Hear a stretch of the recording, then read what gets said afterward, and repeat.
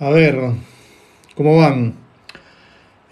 Como todos los domingos, este es un nuevo episodio en el que nos conectamos para hablar de temas políticos de actualidad y hablarlos desde un punto de vista un poco distinto, ¿no? La idea es ir haciendo, dando un poco de contenido, porque a veces se habla tanto de política o de tantos temas que al final no se sabe, hay mucha desinformación, mucha manipulación. Y la idea de estos espacios que estamos teniendo todos los domingos es ese. Hablar de temas políticos, hablar de, en concreto el día de hoy vamos a hablar de 5 puntos, ¿no? Uno es el tema del adelanto de elecciones, si es que va a haber, no va a haber, por qué no va a haber, o por qué sí va a haber, ¿no? La manipulación y las luchas, que ese es otro tema que me parece muy importante, que lo empecemos a hablar, lo hemos ido hablando poco a poco, pero sí es importante que lo hablemos y lo aclaremos.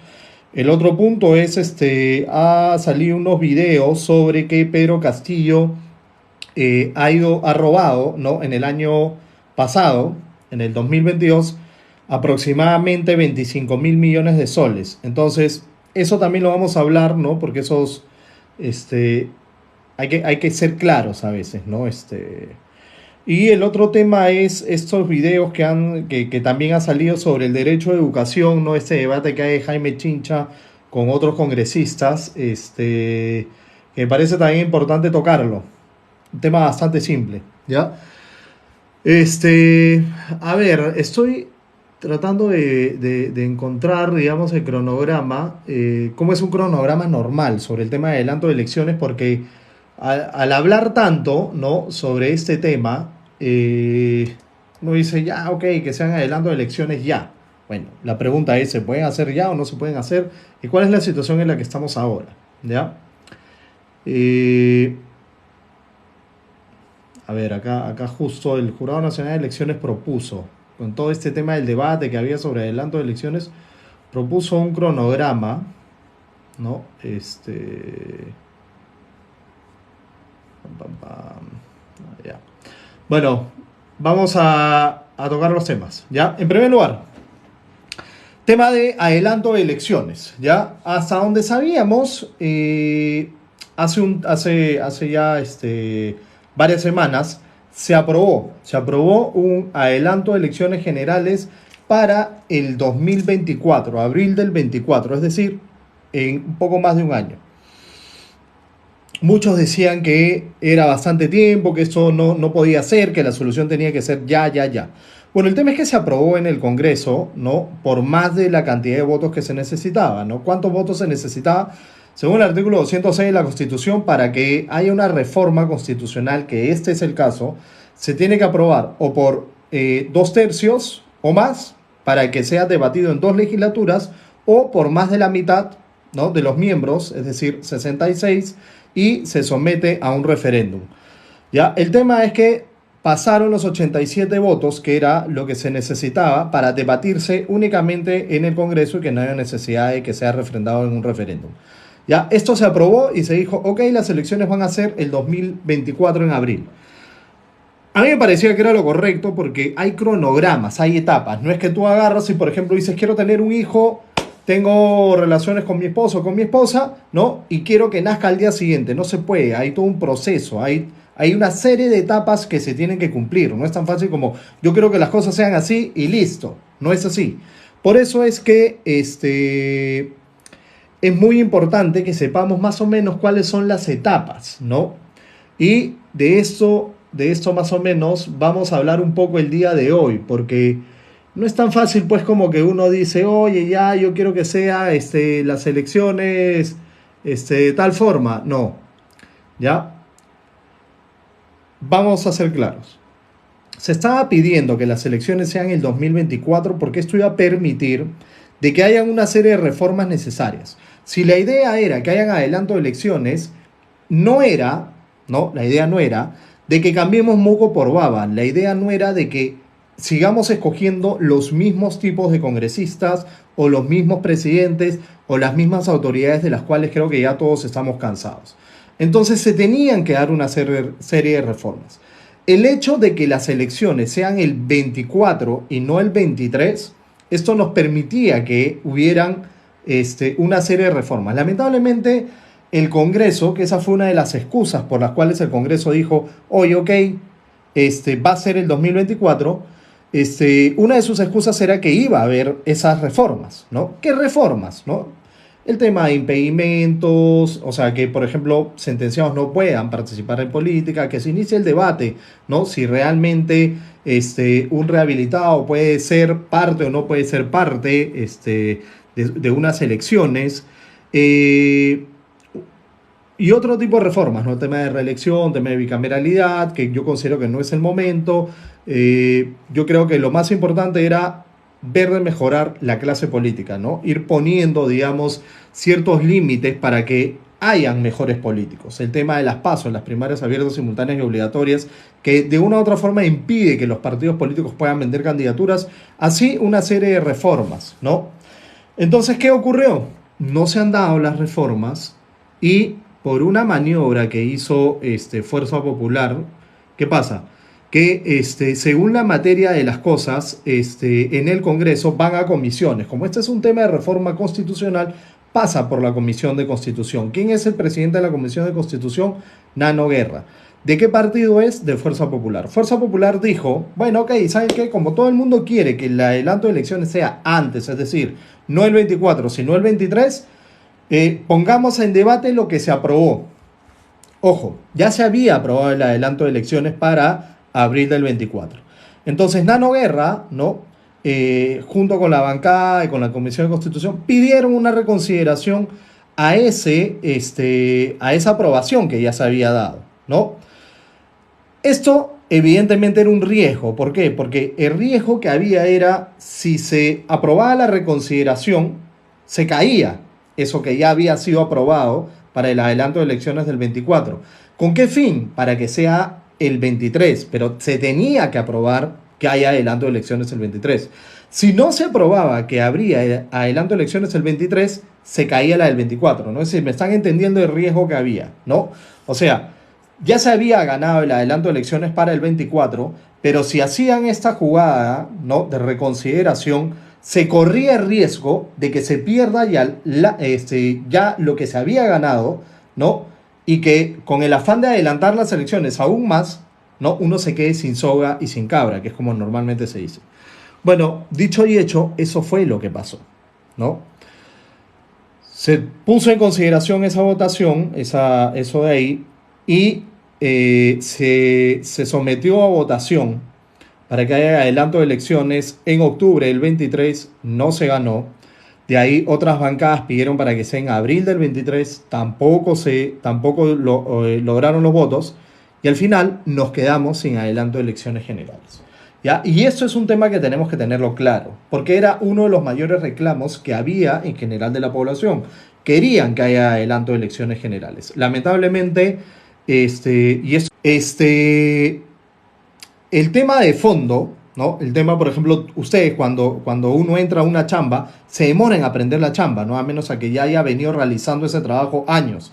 Pero uno se demora, ¿no? Incluso cuando entra a una nueva empresa, tiene que aprender ciertos temas de cómo se trabaja ahí. Ya, imagínense personas que nunca han sido legisladores, que nunca han sido congresistas, se demoran en aprender cómo es el ser congresista. Eso nos cuesta a nosotros. Hay todo un tiempo de aprendizaje, 6 meses, un año, año y medio, en algunos casos, algunos no aprendieron nunca, ¿ya? Entonces, no podemos decir, yo creo que hay muchos casos que sí se puede decir, bueno, saben que no saben cómo es la chamba de legislador, de congresista, pero Fuerza Popular es un partido que sí sabe. O sea, no vamos a hacernos los locos, ¿no? Y hay muchos asesores en el Congreso que han sido congresistas anteriormente y evidentemente Keiko sabe, ¿no?, perfectamente cómo son las cosas. Entonces a mí me parece que esa jugada, y esto es una opinión personal, ¿ya? A mí me parece que sí, en el caso de Keiko, lo que ha ocurrido es adrede perder soga y cabra. Esa es mi opinión, mi apreciación personal. ¿Para qué? Para quedarse hasta el 2026. Como ya las protestas se están amainando un poco, ya la gente está un poco más tranquila, entonces acá el asunto es que, bueno, ¿para qué nos vamos a ir antes si la gente ya, este tema está que se tranquiliza? Y eso ha sido el razonamiento, considero yo, de muchos congresistas que no querían, ¿no?, quedarse sin chamba. Y también, por el lado también de Dina, o sea, vamos a ser claros, ¿no? O sea, acá los que están en un cargo público ganando un buen sueldo, evidentemente prefieren no irse cuando realmente el país necesita que hayan reformas políticas y hay un adelanto de elecciones. ¿Ya? Entonces, me parece sí que esto que hemos perdido, ¿no? Esto que ya se había ganado como una primera, como una posibilidad de este adelanto de elecciones para el 24, que ya se perdió, ¿no? Había la posibilidad de que esto se discuta hasta el día viernes, si no me equivoco, si efectivamente hasta el día viernes. No se discutió el viernes, así que queda para que sea debatido en la próxima legislatura, que empieza el 15 de abril, si no me equivoco, y de ahí tendría que, si se aprueba en esa legislatura, tendría que debatirse en la siguiente legislatura, que es a mitad de año. Entonces, ya las elecciones para el 2023 fueron, y eso que nos quede claro a todos. No van a haber adelanto de elecciones para el 2023. Si es que hay un adelanto de elecciones, podría ser que sea en el 2024. ¿Ya? Entonces, ese es el primer punto que íbamos a tocar. Quiero agradecer a los que se han estado conectando. Sí, hay muchas reformas, efectivamente. El voto único, no preferencial. Sí, los partidos políticos cascarones, que eso se resuelve con las PASO, que era lo que comentaba hace un rato, ¿no? Las primarias abiertas, simultáneas y obligatorias ayuda a que los candidatos que se van a lanzar de los partidos no hayan pasado con un proceso de elecciones internas pero abiertas. Es decir, que no haya este cierre que a veces hay o estas listas únicas que a veces hay en los partidos políticos, sino que más bien las personas, todos, ¿no? Yo, tú, quien sea, el que está, ¿no? Que diga, oye, yo quiero votar por este fulanito de tal que se está presentando como candidato a la alcaldía, ¿no? Para que entiendan un poco, ¿no? En los partidos políticos, en estas elecciones internas, en las últimas elecciones han habido prácticamente más del 90% que han sido listas únicas. Es decir, las elecciones internas son un saludo a la bandera. O sea, van a votar por una lista única. Así pierda esa lista única, como fue el caso de Acuña, igual gana. ¿Ya? Entonces, las primeras abiertas lo que permite es que la gente vaya y vote en términos generales, como una elección abierta, ¿no? Para ver quién va a ser el candidato. Y así, el que tiene simpatía en su localidad, la gente lo conoce, saben que es honesto, ¿qué importa si tiene plata o no tiene plata para pagar su candidatura en el partido? Le entra, ¿no? Porque la gente lo va a apoyar. Y eso es parte, digamos, del tema.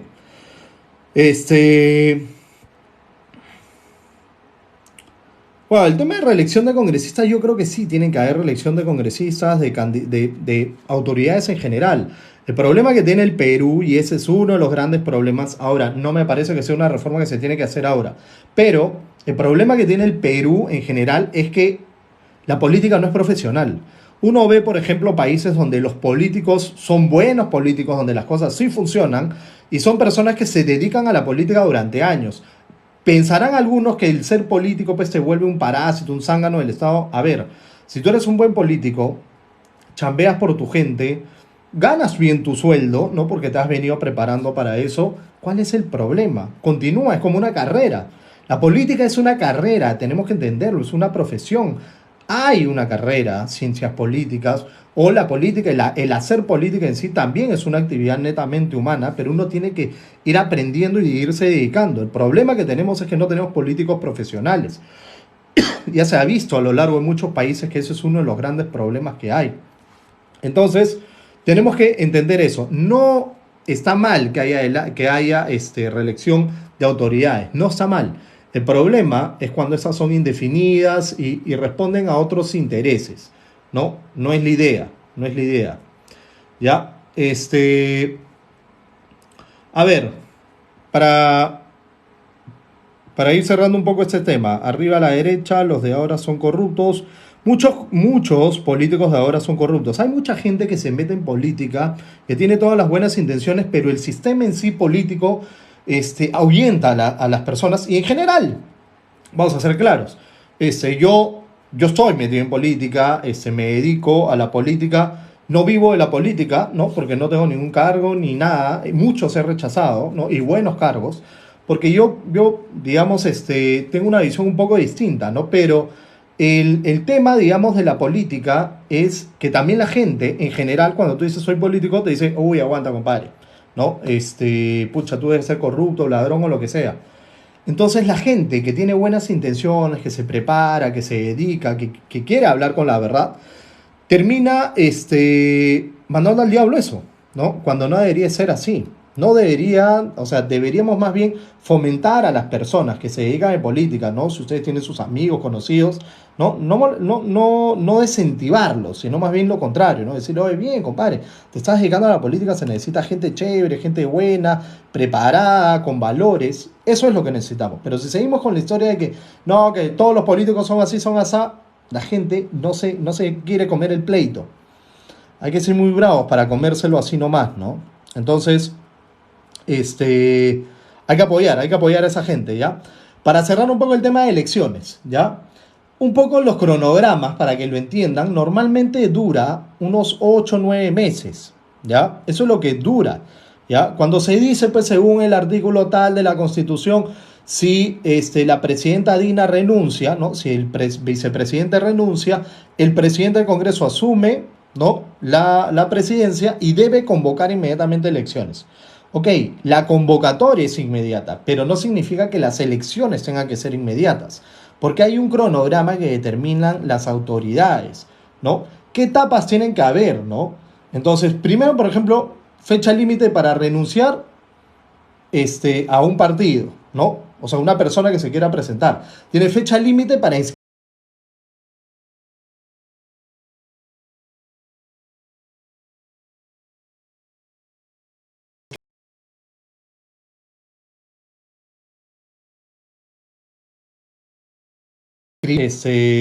a tal cargo.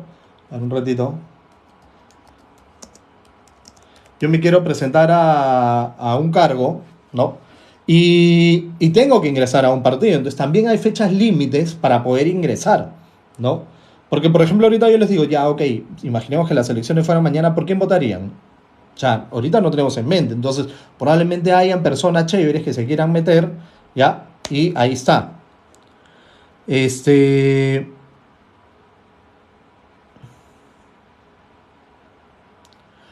De ahí tenemos, se tienen que entregar el padrón de afiliados a los partidos, ¿no? Es todo un trámite, o sea, los partidos políticos tienen su padrón, se tiene que entregar al jurado de elecciones para poder saber si los que se inscribieron son parte o no, ¿no? Tienen que haber la convocatoria de las elecciones internas, tiene que haber una fecha límite para la verificación de que los afiliados existen o no existen, ¿no? Que eso lo ve la RENIEC.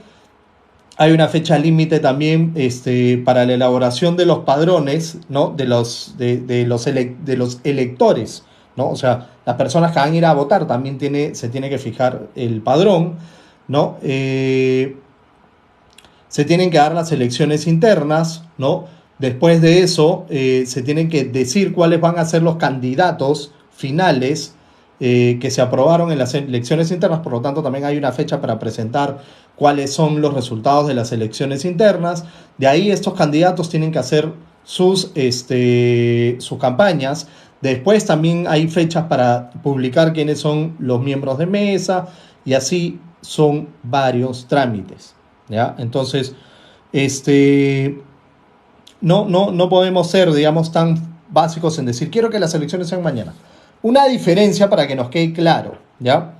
Nosotros, ¿no? Las personas que no somos servidores públicos, podemos hacer, según lo que dice la Constitución, todo lo que la ley no nos prohíba, ¿no? ¿Eso qué quiere decir? Que podemos hacer todo aquello que la ley no nos prohíba hacer. Imaginemos, si la ley no nos prohíbe caminar por una vereda X, podemos caminar por esa vereda. Si la ley no nos prohíbe usar un gorrito pues de una forma con una hélice y con 3 ojos colgando, podemos hacerlo, porque la ley no lo prohíbe, ¿no? Pero en el caso de los funcionarios públicos es distinto, se invierte el tema. Cuando ejercen su función de funcionarios públicos, valga la redundancia, solo pueden hacer aquello que la ley les permite. Entonces, si no se dan cuenta, cambia la situación. El ciudadano común puede hacer todo aquello que la ley no les prohíba. Y el funcionario público solo puede hacer aquello que la ley les permite. Es decir, solo puede hacer aquello que la ley les dice, tú puedes hacer esto. Si la ley no les autoriza a hacer una cosa, ¿la pueden hacer? No. Y esto tenemos que tenerlo claro. Por eso, a veces es muy fácil decir, oh, yo quiero que las cosas sean así, pero ¿qué importa que lo hagan, que disuelvan, que la voten, que renuncie, o que renuncien, o que las elecciones sean mañana? No se puede. No se puede hacer lo que nos dé la gana. Los funcionarios públicos no lo pueden hacer, que quede claro. ¿Por qué? Porque si no caen en responsabilidad penal. Y ese es el tema. Tenemos que entenderlo. No podemos exigirle a las autoridades algo que el marco legal no les permite. ¿Ya? El otro punto, manipulación y luchas de las protestas, ya más o menos ha ido amainando el tema de las protestas. Uno ve el mapa en términos generales, ve que las protestas ya se están prácticamente focalizando en algunas zonas. Da pena porque realmente son zonas donde hay mayor pobreza y vamos a ser claros, las protestas, este tipo de protestas, que han sido más políticas que sociales, ¿no? Han tenido un contenido más político que social, lamentablemente generan más pobreza. Genera más pobreza, o sea, el hecho que estén bloqueadas las carreteras impide que muchos comerciantes, muchos agricultores, ganaderos, etcétera, etcétera, puedan mover su mercadería. Se cierran las actividades turísticas, por ejemplo, las actividades, que sí, o sea, vamos a ser claros, el Perú en buena parte de nuestro Producto Bruto Interno depende del turismo. Cusco está parado. Entonces eso no podemos tapar el sol con un dedo. De que hayan personas que no vivan del turismo no significa, ¿no? Que, bueno, ¿qué importa? El que vive del turismo que se friegue. No es así. No está bien, ¿no? Los agricultores que no han podido sacar sus cosechas, se les ha malogrado, se les complica la campaña. Son personas con muy pocos recursos que viven al día a día. Les cierras la carretera, les fregaste la campaña. No van a poder pagar sus créditos con respecto a lo que tuvieron que hacer para financiarse y poder asumir su campaña, comprando semillas, haciendo movimiento de tierras, comprando fertilizantes que están carísimos, asumiendo que su cosecha, que antes, por ejemplo, les rendía, yo qué sé, 5 toneladas por hectárea, ahora les va a producir 2.5. ¿Por qué? Porque ha habido crisis de fertilizante y demás, y todavía tenemos las carreteras paradas, por favor. Entonces, departamentos que necesitan tener más actividad comercial, más ingreso de riqueza, más movimiento para reducir las brechas, porque las brechas solo se reducen habiendo riqueza. Si hacemos eso, lo único que estás haciendo es incrementar la brecha. Y ese es el gran problema que no estamos entendiendo. Y ese es el gran problema, ¿no? En el que muchos políticos, porque vamos a ser claros, yo no solamente soy político, sino que he estudiado comunicación política. Y cuando uno estudia comunicación política, entiende que hay una serie de formas de cómo los políticos manipulan a la población. Y he visto, detectado, y esto lo voy a ir publicando, de hecho lo he estado haciendo en TikTok, ¿no? Muchos de los discursos que son manipulación de los políticos. Mentiras que hay detrás sobre sentimientos reales, vamos a ser claros. El enojo, la ira, el sentirse defraudado, el estar cansado de los políticos de siempre, de que me prometen y nunca hacen nada, genera una reacción en las personas. Entonces, esta reacción en las personas, en el ciudadano, esta emoción, este sentimiento, lo es canalizado por estas personas, ¿no? Y les dan un contenido. Todo esto, pues, que te llega, toda esta indignación se resuelve con una asamblea constituyente. Y poca gente sabe que es una asamblea constituyente. Y es más, ni siquiera está regulado acá en el Perú. Entonces, vamos a ser claros, ¿no? Todo esto se arregla con una nueva constitución. Falso. O sea, eso es mentira, pero hay políticos manipuladores que han ido canalizando estos sentimientos que son reales en la población porque viven la injusticia el día a día y le dan un contenido que no es el correcto, ¿ya? Algunos me han dicho, claro, hay una visión discriminatoria de lo que estás diciendo. Pues no, o sea, a ver, no podemos, ¿ya? No podemos a todo agarrar y decir esto es discriminación, esto es racismo, lo que sea. O sea, a ver, porque si yo nací en Lima, ¿no? ¿Y qué? Entonces, porque nací en Lima, ¿no? Tengo ojos claros, yo qué sé, entonces soy racista, no. O sea, a ver, yo he vivido en buenas partes del Perú, en varios sitios, y no he vivido en los sitios más lujosos. O sea, y lo he dicho varias veces, ¿no?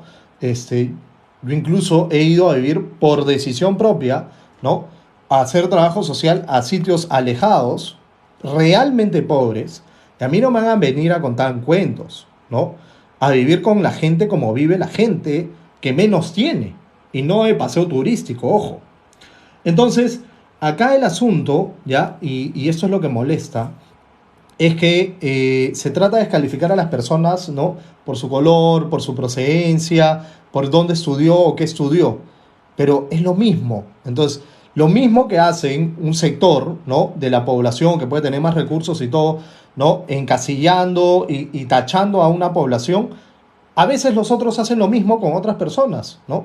Entonces, acá no es que yo agarre y diga, ¿no? Bajo mi burbujo, mi racismo, ¿no? Que dicen algunos que tengo cuando soy todo lo contrario, de que hay personas o manifestantes que han sido manipulados. Sí lo han sido, pues.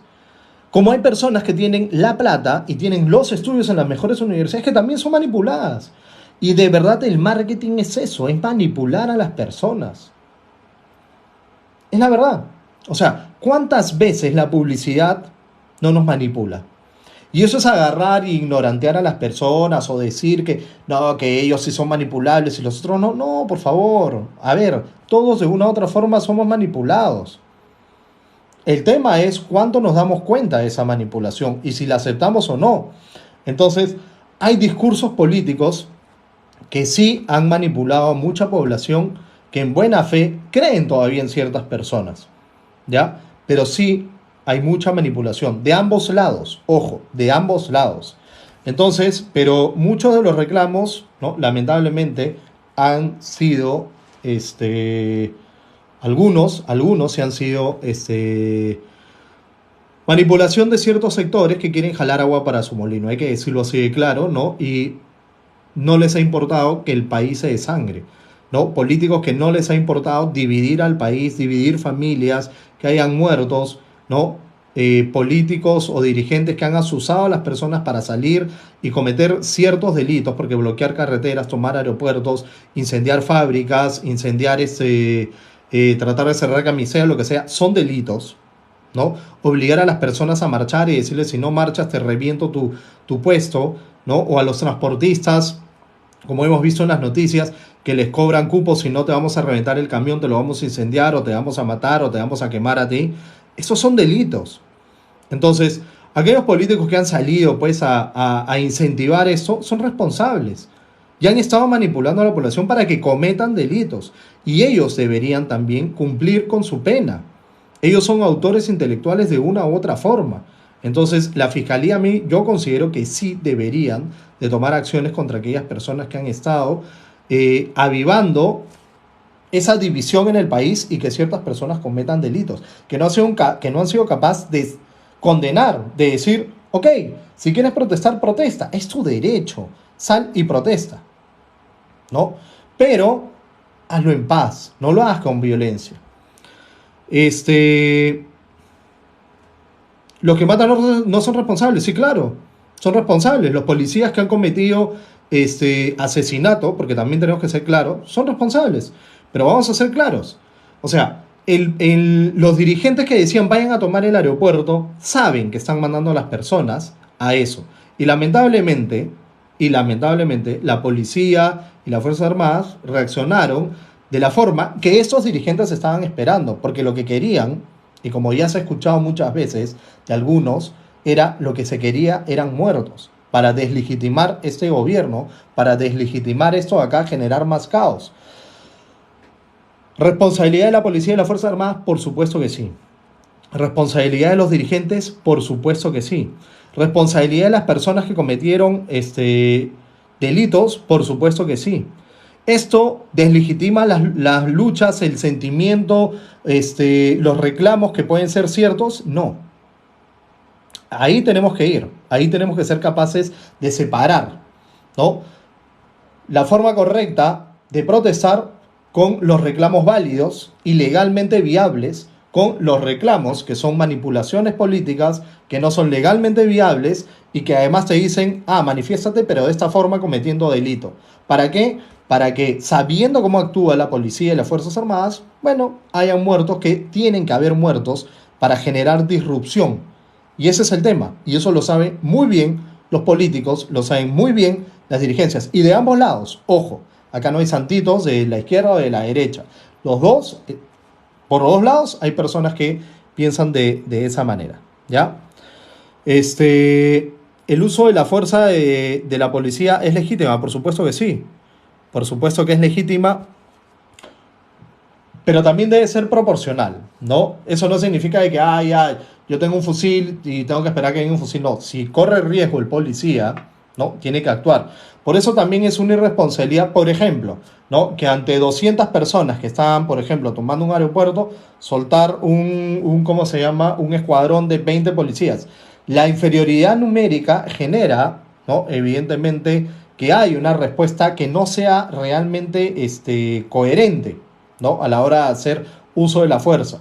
Falta de capacitación, problemas, ¿no? Que en ciertas situaciones uno puede decir, bueno, ¿qué podrían haber hecho? Entonces, si yo tengo 200 manifestantes, mando 200 policías para que no haya un exceso del uso de la fuerza. Y dos, ¿no?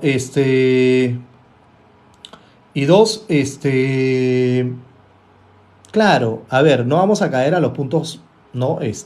Particulares de el señor que está, eso es un asesinato. El otro señor que recibe el gas lacrimógeno que está ahí a 5 metros, eso es asesinato. Todo eso, a ver, acá no tenemos que poner paños fríos donde tienen que haber, pero la responsabilidad de la policía sobre algunas cosas no vuelve válido o deja de ser delito lo que las otras personas cometieron. Tenemos que tener dos dedos de frente, no podemos ser tan básicos de decir, si no es una cosa es la otra cosa. No, la policía cometió delitos en algunas cosas, sí. Las otras personas, ¿no? Que han salido a marchar y etcétera, y que cometieron delitos, sí cometieron delitos.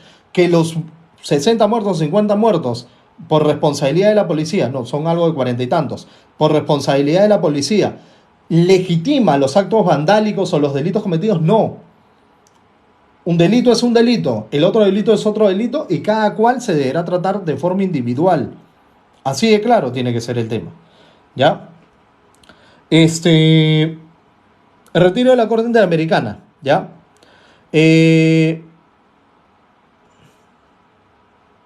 Sí, o sea, a ver, y las personas que murieron, por ejemplo, que no podían trasladarse, ¿no? Como la carretera estaba cerrada, ¿cuántas personas murieron por no haber podido trasladarse a sus puntos? Niños que han fallecido por no poder moverse. ¿Esa es responsabilidad de quién es? ¿No? Personas que fueron asesinadas, el policía que fue calcinado, personas que no quisieron pagar cupos en la carretera y que fueron ejecutados en la carretera por los manifestantes. ¿Eso es responsabilidad de quién es? ¿También de la policía? No, eso es responsabilidad de los manifestantes. Entonces tampoco podemos ser, ¿no? Yo estoy de un bando y estoy en contra del otro bando, entonces todo lo que hizo el otro bando está mal y todo lo que hizo mi bando está bien. No, no seamos, o sea, esto no es un tema de equipo de fútbol, por favor, ¿ya? Hay mucha responsabilidad de los políticos, por supuesto que sí, ¿no? Ahí concuerdo. Pero no podemos ser como que yo soy hincha de la U, entonces si yo veo que los de la U cometen actos vandálicos, entonces está bien, ¿no? Pero los de Alianza cuando cometen actos vandálicos, entonces están mal. No, pues, eso, o sea, ya tenemos que madurar como sociedad, por favor, no podemos ser tan idiotas de pensar, ¿no? Como, los policías cometieron asesinato, todo lo que hicieron los manifestantes estuvo bien. No, algunos manifestantes cometieron delitos, sí, algunos policías cometieron delitos también. Cada cual tiene que asumir su responsabilidad, así de simple y de sencillo, ¿ya?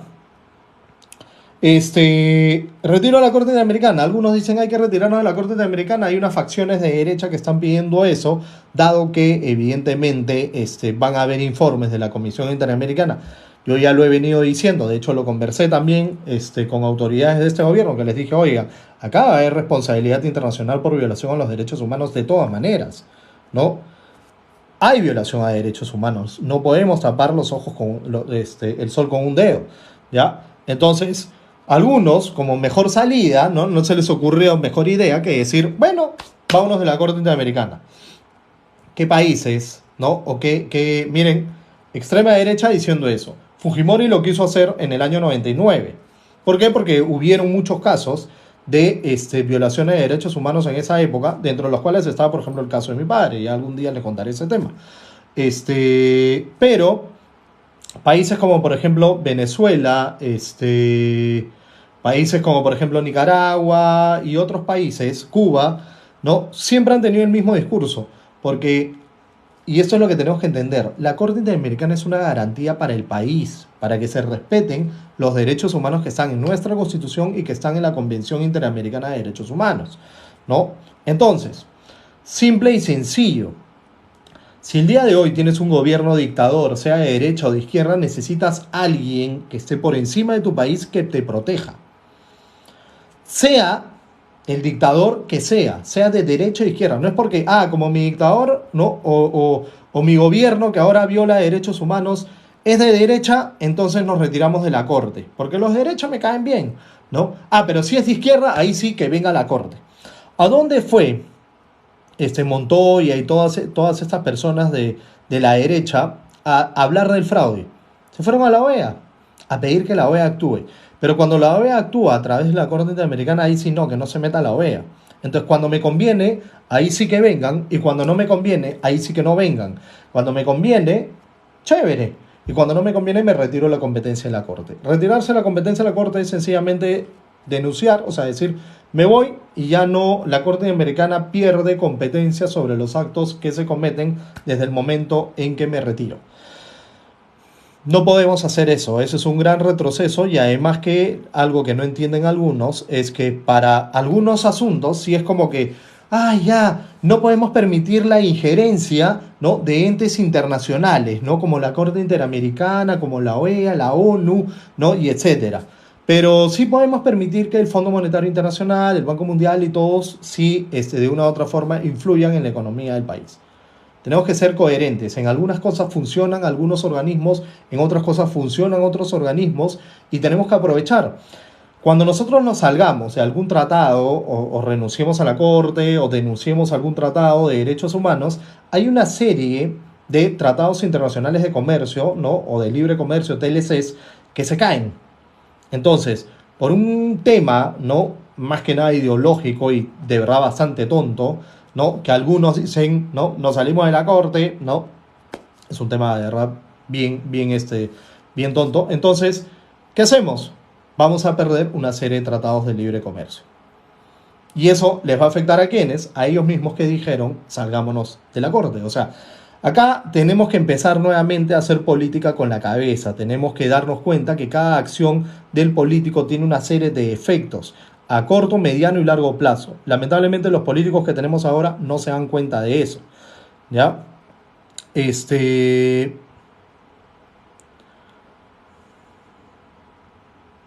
La CIDH, ¿por qué no interviene en Cuba y Venezuela? Claro que sí han intervenido. A ver, puntos para aclarar. Una cosa es la CIDH y otra cosa es la Corte Interamericana de Derechos Humanos. La CIDH, el Sistema Interamericano, así se llama. Sistema Interamericano, acá tengo un montón de libros arriba. Miren, ¿ven todos esos libros celestitos de arriba? ¿Ya? Todos esos son libros de jurisprudencia de la Corte Interamericana. ¿Ya? ¿Por qué? Porque yo ya les he comentado en algunos sitios que me dedico también a defender un par de casos ahí en la Corte. Entonces, el tema es simple, ¿ya? El Sistema Interamericano de Protección de Derechos Humanos tiene primero la Comisión Interamericana de Derechos Humanos, que es que la comisión tiene como sede Washington, donde está la OEA, la Organización de Estados Americanos, OEA, ¿ya? Esta comisión, ¿no? Sirve, por así decir, como una instancia previa antes de llegar a la Corte Interamericana, ¿ya? La comisión incluso puede dar medidas de protección extraordinaria frente a ciertos casos. Y voy a poner un ejemplo ahorita de Perú. La comisión ha dado medidas de protección para la fiscal de la Nación y su familia. Y ha pedido al Estado peruano que incremente la seguridad para la fiscal y su familia. Si la comisión, la CIDH, ¿no? Como es fuera, si la CIDH fuera de izquierda, ¿ustedes creen que estaría protegiendo a la fiscal Patricia Benavides? No, yo creo que no, ¿no? Entonces, a veces se cree pues que la comisión o la corte tiene un sesgo ideológico. Probablemente pues todos tenemos un sesgo ideológico y los jueces lo pueden tener. Algunos podrán ser un poco más progresistas, unos un poco más de izquierda, otros un poco más liberales, un poco más conservadores, pero hay un mix en ese asunto, ¿no? Ese equilibrio es lo que justamente genera una forma de pensar pues democrática, ¿no? O sea, no podemos pretender que todos sean de derecha o que todos sean de izquierda o que todos sean progresistas o que todos sean liberales. No, pues no se puede eso. Si no estaríamos cayendo en una dictadura ideológica. Tiene que haber un mix, de eso se trata la democracia. Y evidentemente la Corte, ¿no?, tiene sus jueces que son de izquierda, que son de centro, que son, ya lo dije, ¿no? Entonces así es la vida. Van a haber fallos que tengan cierto sesgo, ¿no? Otros fallos que tengan otro sesgo. Y lo mismo pasa en todos lados, en todas las cortes del mundo, ¿ya? Entonces, vamos a ir con este tema. La CIDH le ha dado garantías a la fiscal de la Nación. Ya, número uno, ¿no?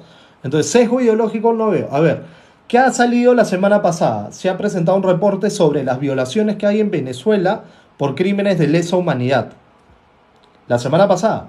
Crímenes de lesa humanidad en Venezuela en la que se indican a Maduro como el principal responsable por establecer políticas de Estado que generan delitos como la tortura, desaparición, ejecuciones extrajudiciales, sobre todo en opositores políticos, ¿ya? Entonces, ¿la CIDH no se mete contra Venezuela? Sí.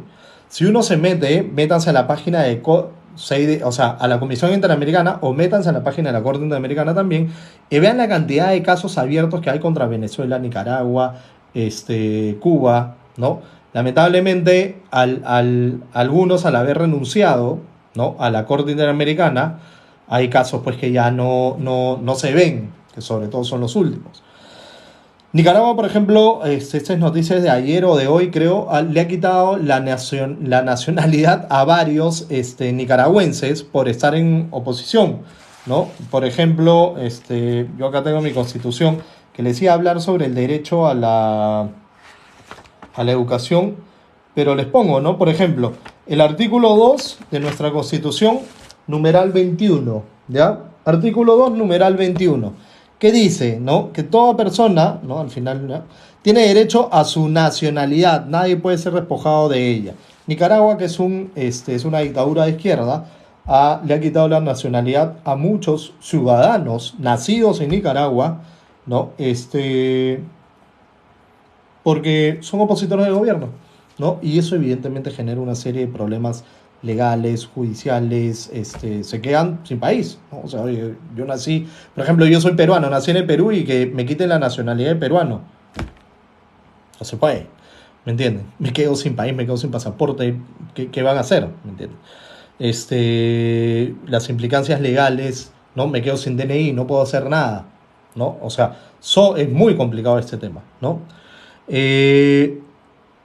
No, si salimos de la corte, Fujimori no podría salir libre, ¿ya? Porque esto ya es una sentencia que no solamente implica que ya pasó, o sea, ya esta sentencia se dio, se ha visto además en el fuero interno, la Corte Suprema se ha manifestado, el Tribunal Constitucional se ha manifestado, entonces ya es parte, digamos, de lo que termina siendo el fuero interno, ¿ya? No saldrá libre si nos retiramos de la Corte Interamericana, ¿ya? A ver, ¿qué más? Castillo. ¿Tienes peor que Castillo? No sé. Mira, yo no soy hincha de Dina, ya, pero hasta ahora, no es por nada, pero yo creo que Castillo, a pesar, miren, mi apreciación personal, me hubiera encantado que Castillo haya hecho un muy buen gobierno, en serio. Yo no soy hincha de Castillo, no soy de izquierda, nada, ¿ya? Yo soy de centro derecha, soy bastante crítico, además de la gente de derecha, porque uno tiene que ser más crítico con su gente, ¿no? Y ahora, no es la gente de ultraderecha o de la EBA no es mi gente, ¿ya? Pero vamos a ser claros, yo he vivido en Puno cuando era niño, no viví en Puno porque mi papá era minero, no. Mi papá era militar, estaba en una base militar en un sitio a más de 5.000 metros sobre el nivel del mar y, y no había luz, no había agua, no había nada, o sea, para irnos a veranear nos íbamos a Chayapalca, donde pues evidentemente todos sabemos que hace un frío del demonio, ya, ese era nuestro sitio de veraneo. He vivido además en Puno en sitios bastante pobres, ¿no? Ya después por decisión personal, pero acá el asunto, ¿no? Eh, Me parecía importante que una persona del interior del país, agricultor, como él mismo se decía, ¿no? Campesino, bueno, también era dirigente pues de sindical, etcétera, ¿no? Y que de una u otra forma reivindicaba las luchas de las personas del Ande, del olvidado, de los pobres, que así fue como se hizo, y muchas personas votaron por eso. Yo dije, bueno, si es un buen gobierno, en buena hora. Lamentablemente no lo hizo. No lo hizo, ¿por qué? Porque pensó que manejar un país era como manejar, pues, no sé, un kiosco ambulante, sin menospreciar a los kioscos ambulantes, que, ¿no? Pero manejar un país es muy complejo y necesitas a las mejores personas. Y cuando tú eres capaz de entender la problemática y eres capaz de entenderte a ti, ¿no? Es que tú agarras y dices, oye, ¿sabes qué? Yo, sencillamente, necesito de las mejores personas. Yo no puedo solo. Un buen líder se rodea de las mejores personas, incluso que sepan más que tú. Porque la función del líder no es saber más que el resto. La función del líder es tener una visión, tener una idea a largo plazo, ¿no? Tener algo claro de qué es lo que quiere hacer y busca a la gente más capa para poder ejecutar su sueño. Y la gente lo tiene que seguir. Eso era lo que tenía que hacer Castillo, convocar a los mejores. Pero ¿qué fue lo que hizo? Sinceramente, convocó a los peores. ¿Ya? Y no hablar de los actos de corrupción, etcétera, etcétera, etcétera. No, convocó a los peores, gente que no sabía de la materia, gente que no tenía pues ninguna visión, ningún tema claro, no tenía la idoneidad necesaria, con una serie de anticuchos. ¿Y por qué? Porque él creía que llegar al Estado era pagar favores, ocupar el Estado. Y ese es el problema. Corrupción hubo miles, pero la mayor corrupción que hubo en el tema de Castillo fue ese, el no entender que poniendo una persona que no es la idónea iba a generar retroceso al país. Cada día que teníamos un ministro que no era el adecuado, generabas retraso en el país y por lo tanto más pobreza. Eso a mí me era de lo que más me molestaba. Yo soy una de las personas que tiene como convicción la lucha contra la corrupción, pero ese es el primer elemento de la corrupción.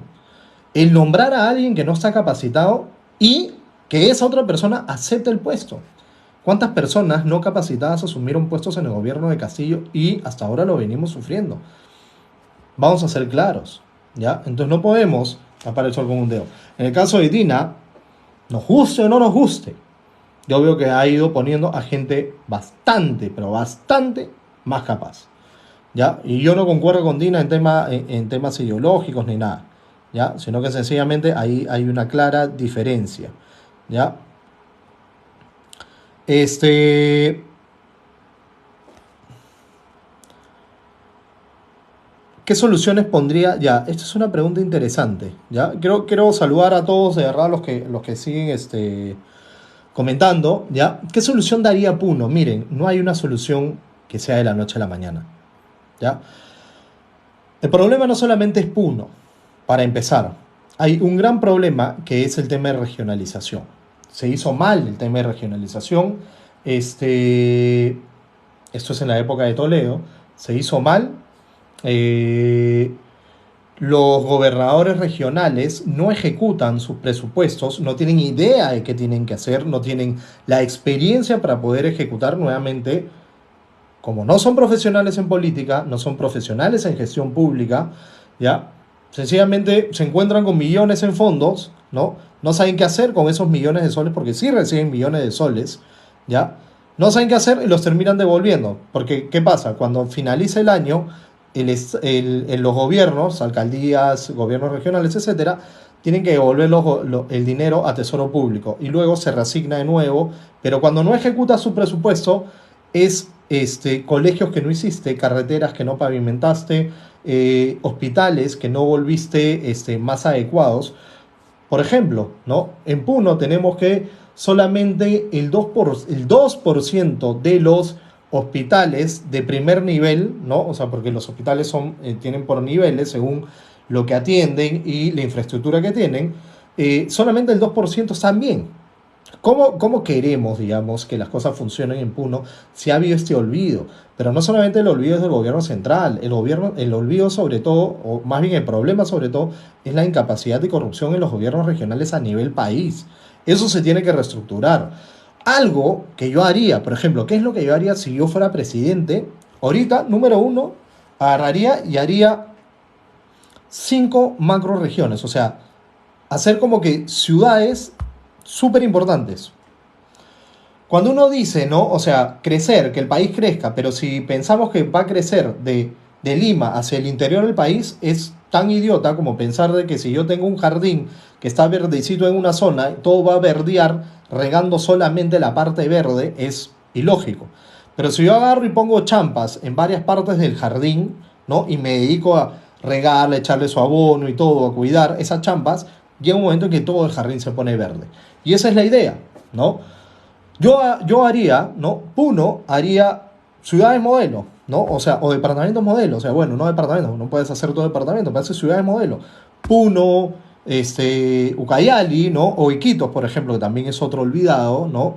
Iquitos, agarraría, pues, Huancavelica, yo qué sé, ¿no? Unas cuantas, 4 o 5 ciudades, y se trabajaría, pero a full con el gobernador regional y hacer que esas ciudades crezcan, ¿no? Con ya cosas súper claras y establecidas, que hayan universidades del Estado súper buenas, colegios, como el colegio que hay acá, el mejor colegio del país, ¿cuál es? ¿No? Algunos dirán el Roosevelt, el Markham, ¿no? No, el mejor colegio que tiene el país se llama Presidente de la República, es un colegio del Estado. La gente de ahí es súper capa, ¿ya? Entonces, el asunto es, y tengo amigos que han estado en ese colegio y tú dices, oye, y es un colegio del Estado. Entonces, ¿por qué no replicar eso de acá, ¿no? En 5 o 6 ciudades, ¿no? Que no solamente vengan a Lima, que haya un colegio así en Puno, que haya un colegio así yo qué sé, en Arequipa, otro en Trujillo, otro en Iquitos, otro en Huancavelica y otro por Cajamarca. Ahí está, ¿me entienden? Así vamos a hacer que el país crezca. Una descentralización no se trata solamente de agarrar y decir, oye, ahí les va la plata, gobernadores regionales hagan lo que les dé la gana. No, hagamos políticas de Estado.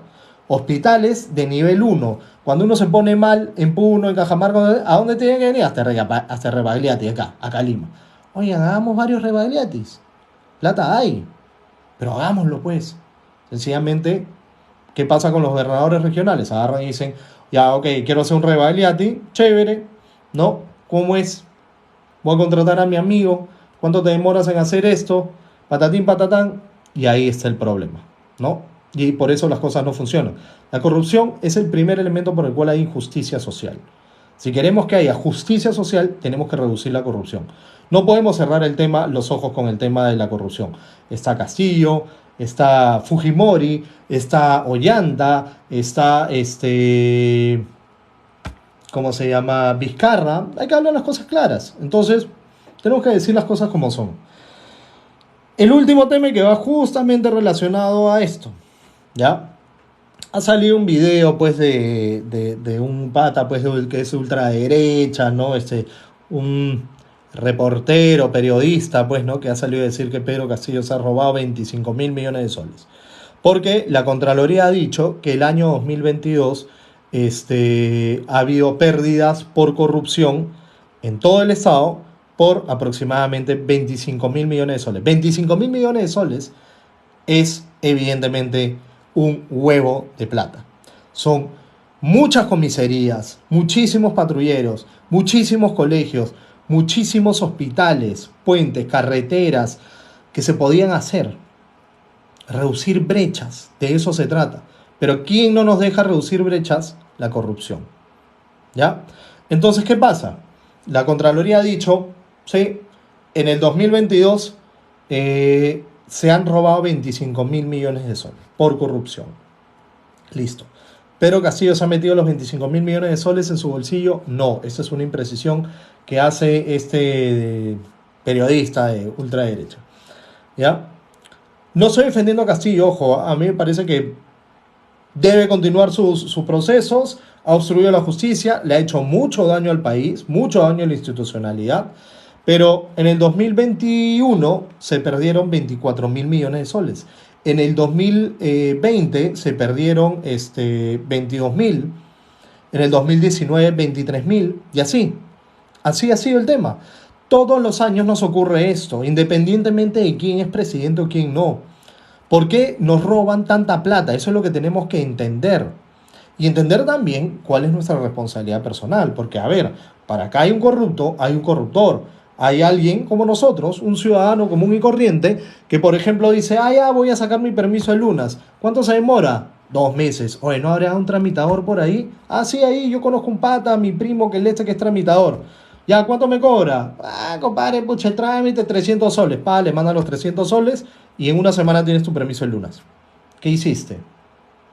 Corrompiste a alguien. Te metiste dentro del sistema. Y ahí está el asunto. ¿Me entiendes?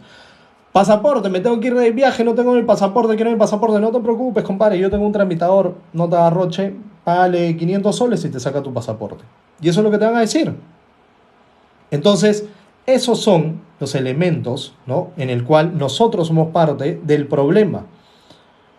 Y sí, a veces conozco muchos casos de personas que dicen, pero Gustavo, ¿qué quieres que haga? Te aguantas, pues, compadre. Buscas la forma correcta de hacer las cosas.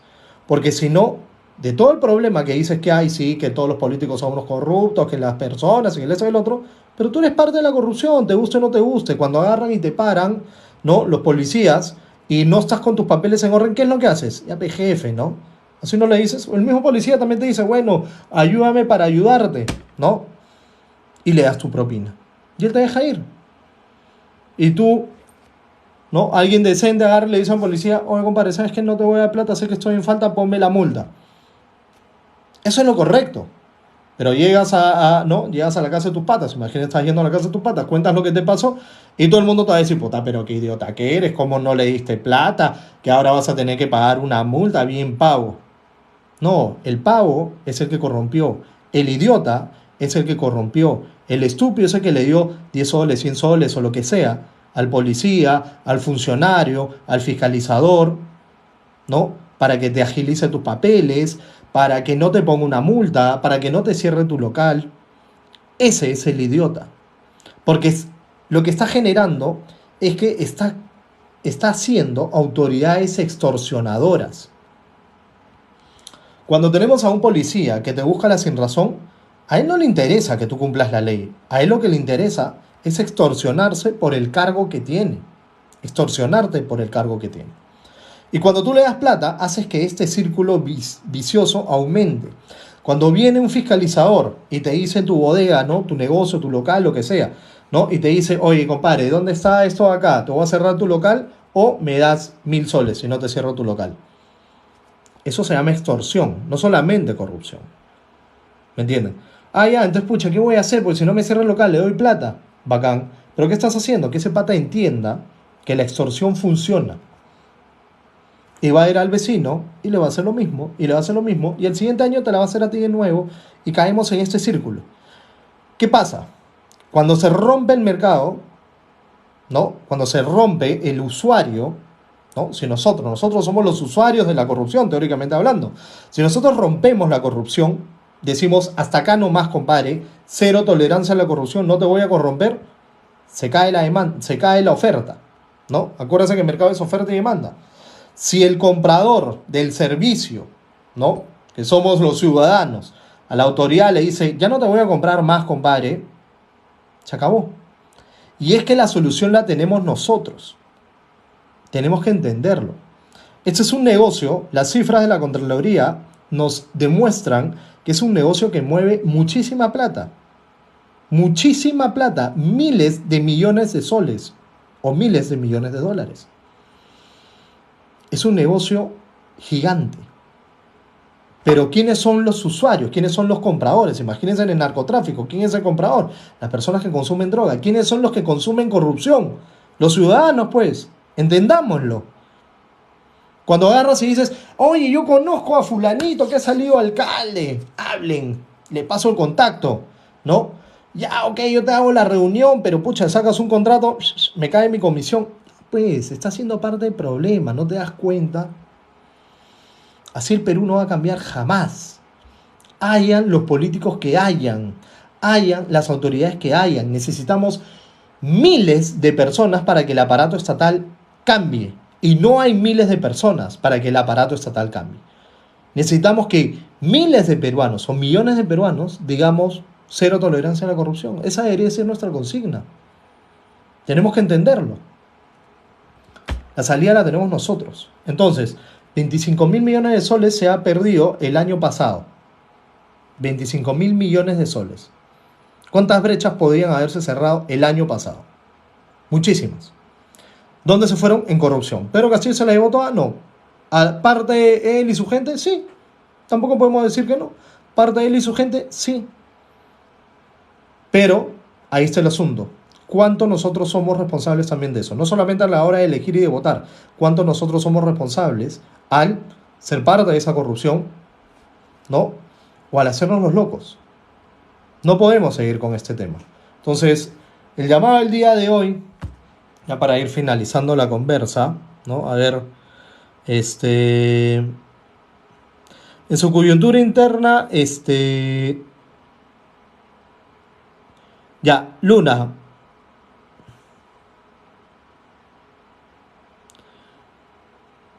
Mira, el tema con Puno y varios ciudades, pueblos, departamentos del país se resuelve en que el Estado tiene que empezar a mirar de nuevo hacia ellos. Tienen autoridades, tienen congresistas, tienen representantes. Lamentablemente, parte del problema político que tenemos en el país es que los políticos van a los ciudadanos para pedir sus votos. Una vez que ganan, le dan la espalda y se dedican a otra cosa. Tenemos sí que con Puno ahora mismo generar una comisión de diálogo urgente en Puno, pero que bajen los temas de conflicto. O sea, bueno, sentémonos a dialogar. ¿Qué es lo que quieres? Asamblea Constituyente, eso no se puede. Pidamos cosas que son viables ya. ¿No? No tenemos desarrollo económico. Bueno, bacán. Perfecto. Primero, no te quemes el aeropuerto. Pues. Si te quemas el aeropuerto, ¿cómo va a haber desarrollo económico? ¿No?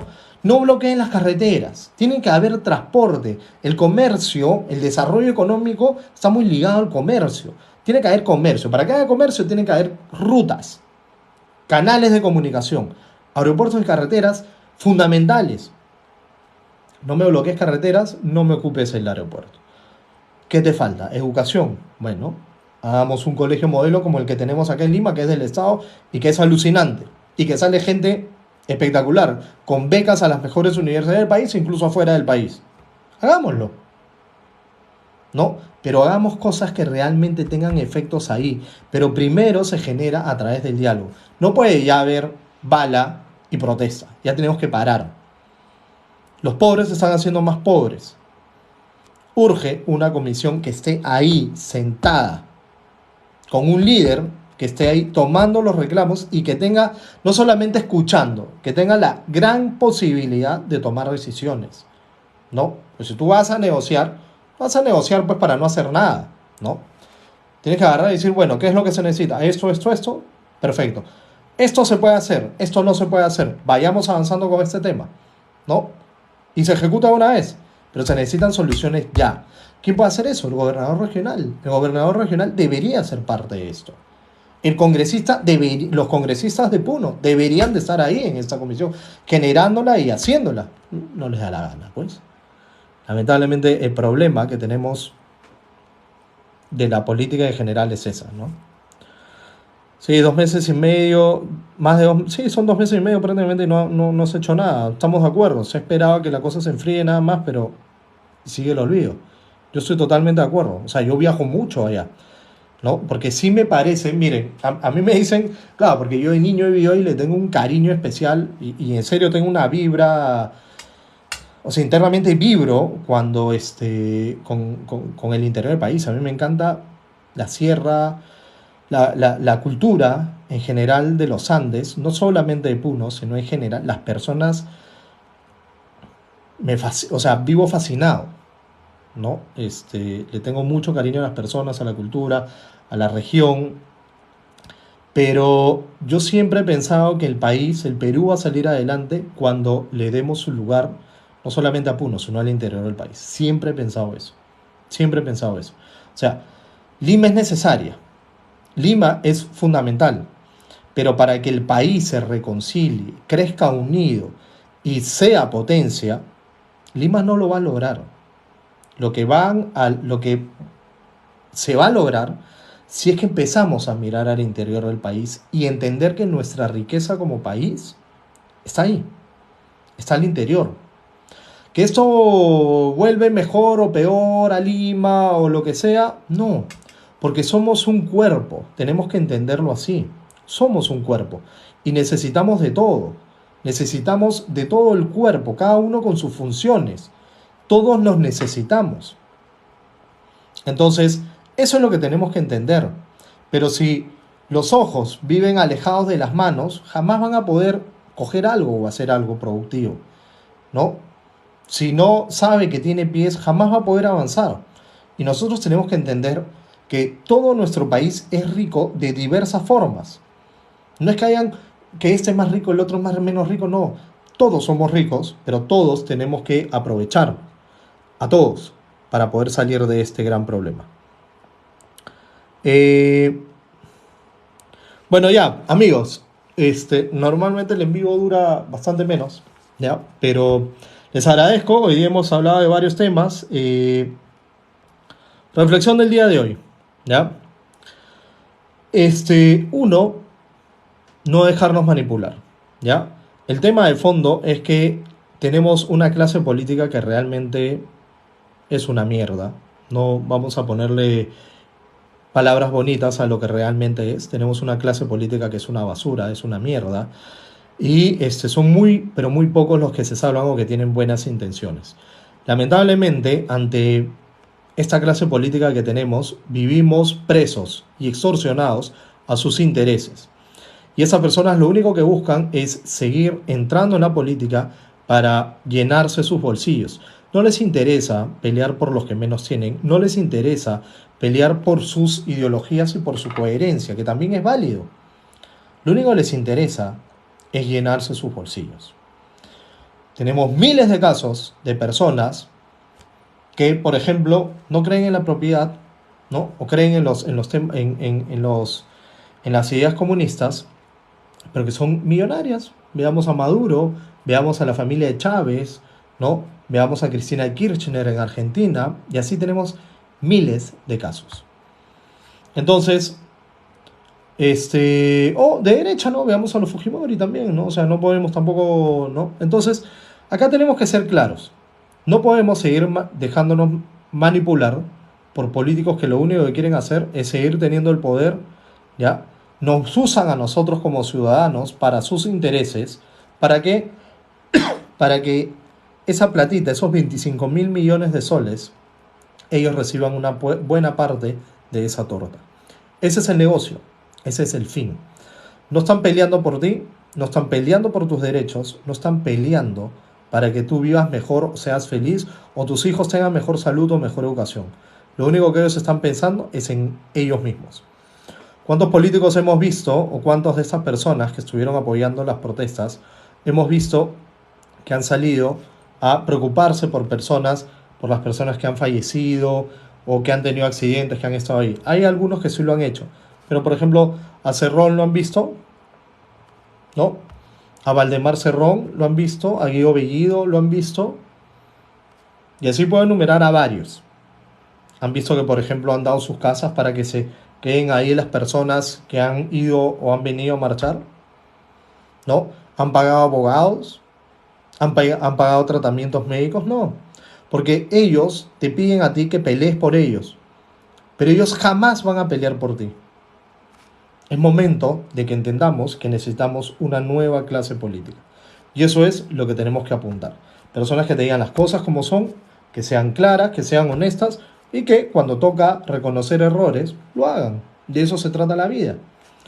Así que los invito a que el otro domingo también me vean. Les pido por favor me sigan en las redes. No solamente estoy acá en TikTok, estoy en Instagram, en Facebook, en YouTube, en Twitter, ¿no? Y todos los domingos nos vemos entre 7:30 a 8. Hoy día me demoré un poco, ¿no? Porque estaba en misa, ¿no? Soy católico. Sin embargo, no agarro y le exijo a la gente que piense igual que yo. Ese es de mi interno. Yo creo en Dios, creo en lo que dice la iglesia, pero ese es mi tema personal, ¿no? Yo no tengo por qué juzgar a fulanito, menganito que no cree. Yo no tengo por qué exigirle al otro que piense como yo. No. Dios ama en libertad y yo no tengo por qué obligar a nadie, ¿no? Entonces, para mí el tema es así. La religión es algo personal y listo. ¿Ya? Muchas gracias, Laura. Ashley, Alboratos, muchas gracias los que han estado conectados. Castillo, este,